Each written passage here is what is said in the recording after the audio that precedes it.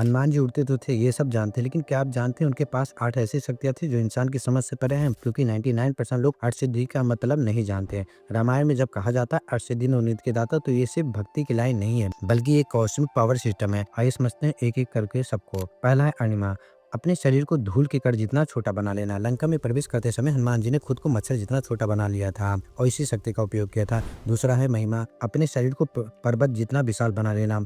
सुरसा ने जब रास्ता रोका था तो हनुमान जी ने अपने आकार को 100 योजन तक बढ़ा लिया था। ये सिर्फ आकार नहीं बल्कि आत्मविश्वास की सीमा थी। तीसरा है गरिमा, अपने सर को इतना भारी बना लेना कि कोई हिला ना सके। भीम के अंदर 10,000 हाथियों का बल था, लेकिन उन्होंने हनुमान जी की 1 इंच भी पूंछ हिला नहीं पाई थी। ये थे गरिमा का कमाल। चौथा है लगिमा, गरिमा का उल्टा है लगिमा, यानी कि रुई जितना हल्का बना लेना अपने आप को, खुद को। अशोक वाटिका में जब हनुमान जी पत्ते पे बैठे थे तो इसी शक्ति का उपयोग किया था। पांचवा है प्राप्ति, जो चाहे पा लेना, यानी कि पशु पक्षियों की भाषा समझना। सीता माता की खोज में उन्होंने इसी शक्ति का उपयोग किया था। छठवां है पराक्रम, पृथ्वी आकाश पाताल जल कहीं भी बिना रुकावट आने जाने की सुविधा, मतलब उनको ऐसी शक्ति थी। अहि रावण को मारते समय उन्होंने इसी सिद्धि का उपयोग किया था। सातवां ईश्वर, इस ईश्वर समान नेतृत्व, मतलब जीवन देने की शक्ति। संजीवनी लाते समय हनुमान जी ने लक्ष्मण जी के प्राण बचाए थे, तो इस चीज से उनकी देवी शक्ति के कारण ही पॉसिबल था। आठवां है वशिष्ठ, मतलब मन इंद्रियों और दूसरों पर नियंत्रण।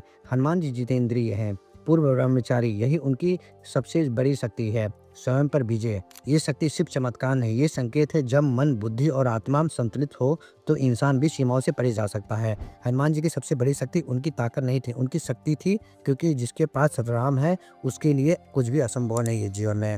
अगर आज आपको ये 80 दिन उम्मीद का मतलब समझ में आ गया है तो कमेंट में जय श्री राम जरूर लिख दीजिएगा।